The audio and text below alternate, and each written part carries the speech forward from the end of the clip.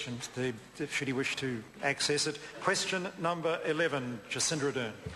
Thank you, Mr. Speaker. My question is to the Minister for Social Development and asks, has she read the Children Commissioner's newsletter, Children and Poverty, Moving Beyond Rhetoric? The Honourable Paula Bennett. Mr. Speaker, yes. Jacinda Ardern. Supplementary to the Minister, does she agree with the statement contained in the report that, quote, low-income families have increased risks of other adverse features, such factors as high rates of child abuse and neglect, and therefore, quote, appropriate policies to address these issues are through various policies aimed at reducing these inequalities? If so, what proposals in her Green Paper on vulnerable children address child poverty?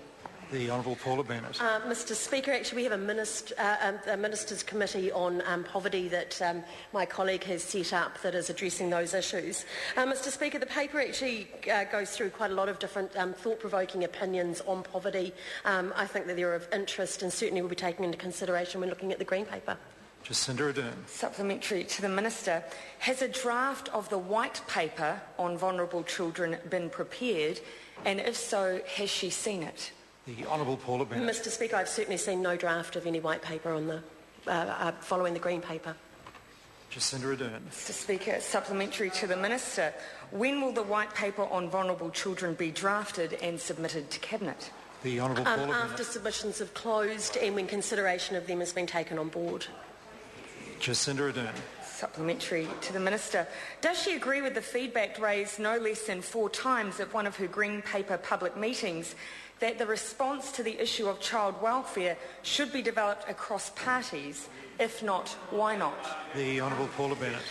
Mr. Speaker, I mean, the member and I have had correspondence around cross parties and what needs to be done there. Actually, the Labour Party themselves said that they were not wanting to engage in the Green Paper process. I would say, well, it's in your very own manifesto, so if the party would like to re-look at that, then I'm sure it's a first step to opening up discussions. Jacinda Ardern.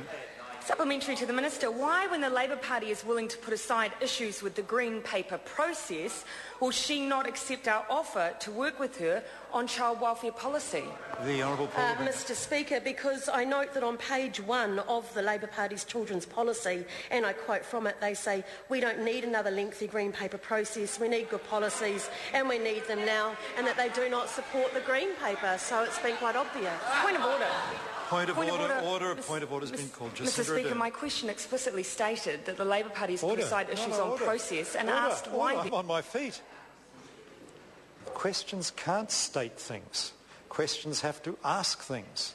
And the member asked the Minister for why the government, well, she wasn't, following a certain course of action, and the Minister answered.